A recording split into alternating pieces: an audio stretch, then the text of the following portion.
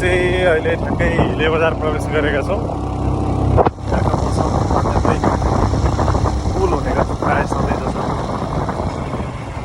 यहाँ तोङमा चोक पनि देख्नुभयो होला होइन, तोङमा कोदोको चाडलाई चाहिँ बाँसको ढुङ्ग्रोमा राखेर नली लगाएर खाने ठाउँ हो त्यो होइन, खाने भाँडो हो त्यहाँ देखिएको थियो।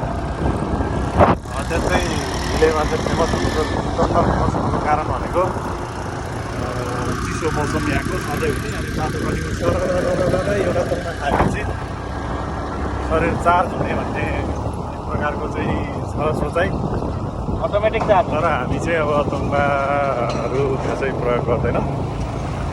हामी चाहिँ तातो पानी मात्रै खान्छौँ। अब त्यस्तो खालको माहौल छ।